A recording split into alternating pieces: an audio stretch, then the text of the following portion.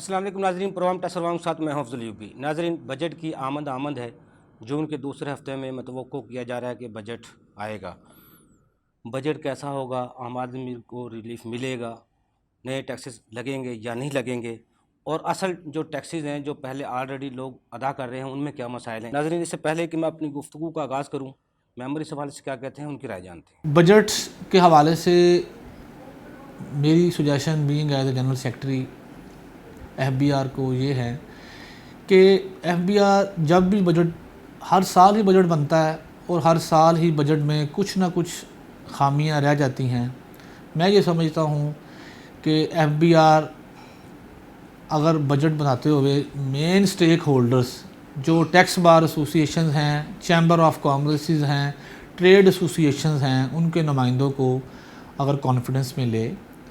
और उनके साथ मामलात को तय करे और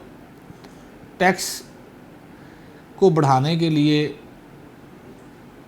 इसकी तादाद, नंबर ऑफ़ टैक्स पेयर को बढ़ाए ताकि लोगों से आसानी से टैक्स लिया जा सके। पूरी दुनिया में जो डेवलप्ड कंट्रीज़ हैं उसमें इनडायरेक्ट टैक्सेस को डिस्करेज किया जाता है और डायरेक्ट टैक्सेस को निज़ाम को वो आगे लेके चलते हैं, उसको कर्ज करते हैं ताकि लोग जो हैं वो ज़्यादा से ज़्यादा टैक्स पे करें। जबकि पाकिस्तान में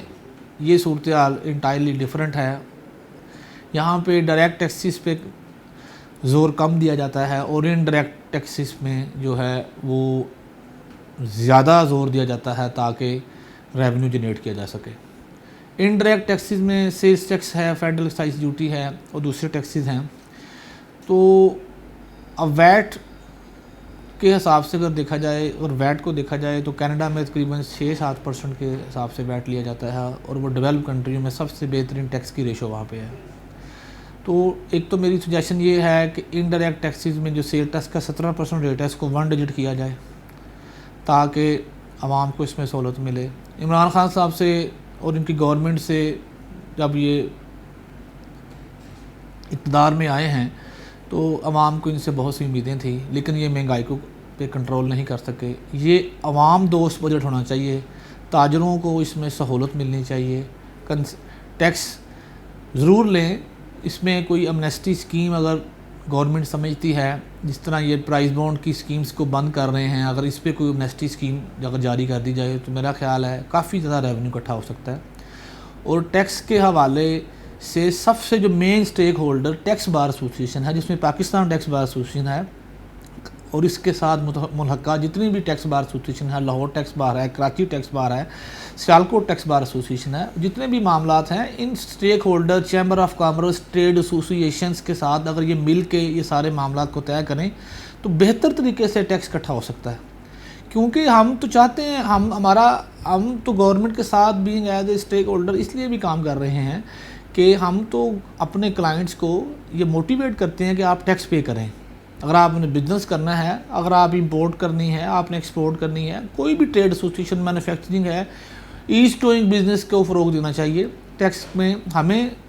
being as a advocates, tax consultants, ITPs, chartered accountants जो सारी ये खिदमात अंजाम दे रहे हैं, इसमें बजट की जो कलेक्शन है वो हर साल बढ़ती जा रही है और किसी हद तक वो पूरी भी हो जाती है, लेकिन मेन आवाम के लिए रोटी, कपड़ा, मकान, उनकी सेहत के लिए, बुलंद मेयार ज़िंदगी के लिए गवर्नमेंट को काम करना चाहिए। और मैं ये समझता हूँ अगर FBR इतनी बड़ी फ़ौज के साथ भी एक बेहतरीन बजट नहीं बना सकती तो किसी एक साल सिर्फ चंद जो हमारी टैक्स बार एसोसिएशन के सीजनड लॉयर्स हैं, Pakistan tax bar association, Karachi tax bar, Lahore tax bar, Faisalabad, पूरे पाकिस्तान, अक्रॉस दी पाकिस्तान,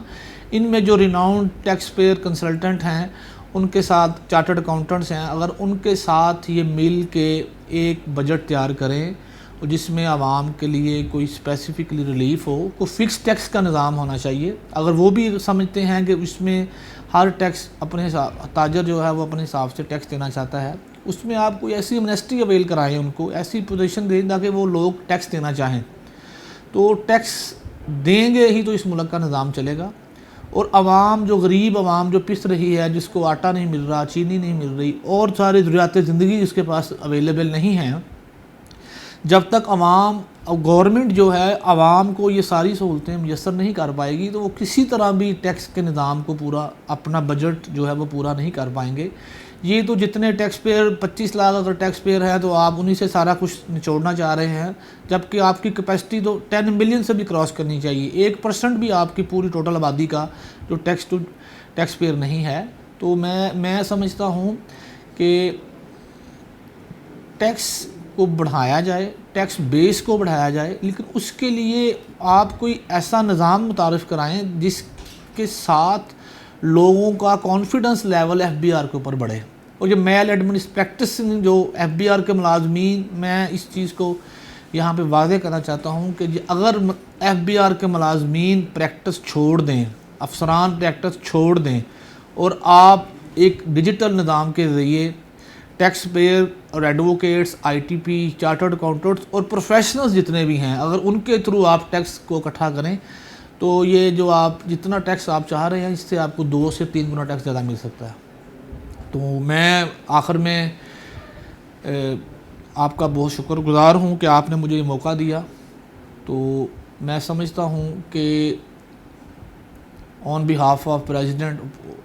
अपनी एग्जेक्टिव कमेटी और तमाम रजीम के तौर पे के बिहाफ पे मैं ये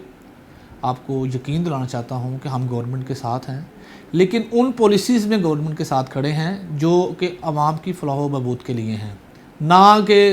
अफसरान बाला की शाही के फलाह बहबूद के लिए। और हम ये भी आपको इंश्योर करवाते हैं कि लाहौर टैक्स बार एसोसिएशन जिस हद तक भी हो सकेगा अपने बार मेंबरान का तहफ़्फ़ुज़ करेगी। और हम आपको ये इंश्योर कराते हैं कि हमारे जितने भी बार मेंबरान हैं, जिसमें आईटीपी, चार्टर्ड अकाउंटेंट, एडवोकेट्स, वो सारे ही पाकिस्तान की तरक्की में अपना अहम किरदार अदा कर रहे हैं। आपका बहुत शुक्रिया।